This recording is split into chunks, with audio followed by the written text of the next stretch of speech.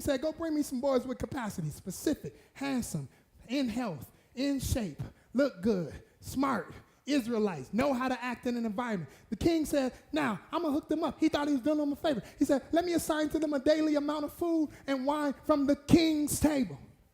He said, they will be trained in for 3 years. I'm going to brainwash these boys. These good boys. Snuck them boys out of church. Got them boys on the R&B set. They used to grow. They used to sing in church, but now they just, what? Sick and tired of us losing our most creative people to the world. He said, go get them. Train them for 3 years. He said, after that, then I'm going to put them in the king's service. I'm going to put them boys to work in the Babylonian system. Among those that were chosen were men of Judah. Praise. Daniel, Hananiah, Mishael, and Azariah. You thought their name was Shadrach, Meshach, and Abednego. But can I tell you, their real names, their God-given names, was Daniel, Hananiah, Mishael, and Azariah. Their slave names,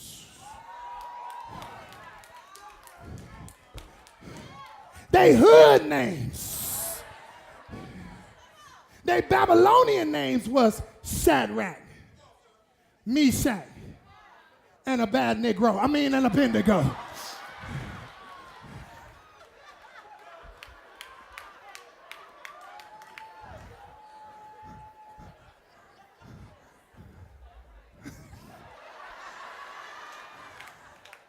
The chief official, walk with me, gives them new names. Belteshazzar to Hananiah. Shadrach, so he changes Daniel's name to Belteshazzar. To Hananiah, he changes to Shadrach. To Mishael, he changes to Meshach. To Azariah, he changes to Abednego. This is a strong move for you to take a grown man and call him Pookie. And call him.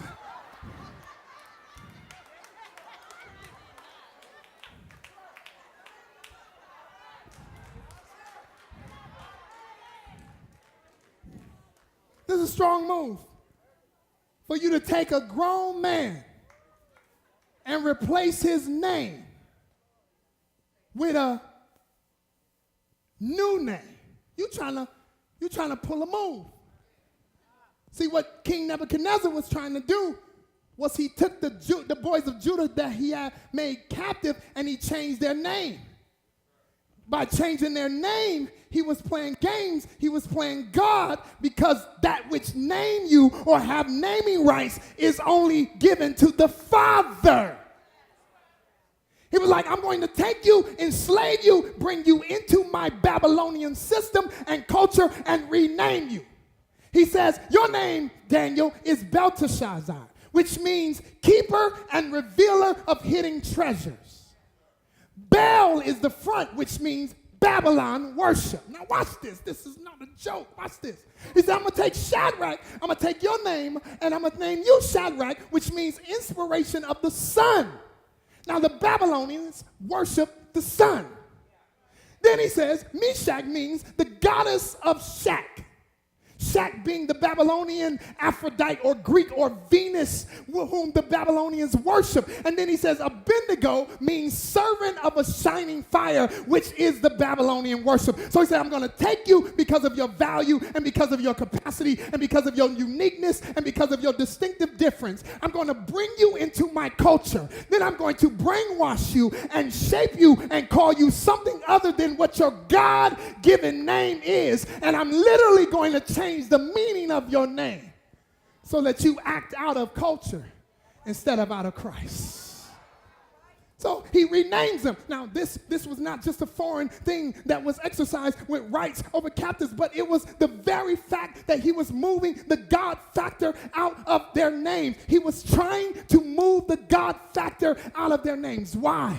Because you have to be careful what culture calls you. Culture will call you stuff, and you'll find yourself living out of what culture says about you instead of living out of what God says about you. You got to grow grow up, you can't afford to be what they called you, what they named you, what they said about you. You got to shed every colloquialism. You got to shed every statistic. You got to shed every derogatory name, every stereotype, every mistake, because people in culture, they label you by the mistakes that you made, but God calls you what he says about your life, not what you did. Have I got anybody in the room that beat a statistic and you not what they said about you? They said you wasn't going to graduate, but look at here, look at here. They said you wasn't going to never make it, but look at what God did. They said you were never going to get healed, but God healed you. You can't afford to let culture name you. Can't let culture name you. Culture always tries to name you so that it can get you to act in the identity of what it calls you. Don't respond to what culture calls you. Hold on to your God-given name. Watch this.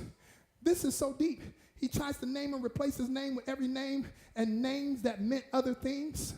But your name, these names, Daniel, watch this. Daniel, you know what Daniel means? Daniel means God is my judge. So he tried to replace God as my judge with another name. Then Hananiah means the grace of the Lord, or Jehovah is gracious. See, this is why I gotta teach you, because it's not just a name change. It's like their names represented identity and purpose. And so he was trying to erase their identity and their purpose so that they would act out of another behavior. Mishael means who is God, or what God is, and it means the Lord God that is strong.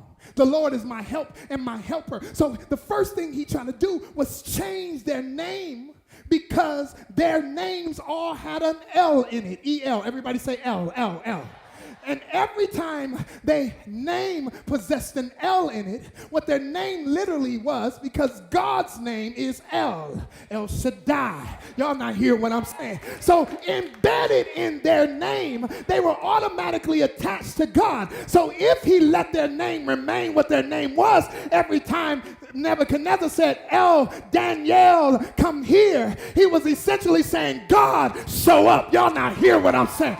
Anytime he said it, he was calling Elion, or Jehovah God. And so he said, I gotta get the L out your name, because every time you get in my presence, you're gonna bring God with you. So I gotta disconnect you from God, so I'm not calling his name. Have I got 100 people in here that every time they call me, when I show up, I'm not leaving my God outside the door. My God is showing up with me. And if you put me in a classroom, God's gonna show up. If you put me in a boardroom, God's gonna show up. If you put me in a business meeting, guess who's coming in the room with me? God's about to show up. I need somebody that know you're attached to God, to clap your hands and give God a praise and declare, I'm not gonna be what culture calls me. I'm gonna stay connected to God.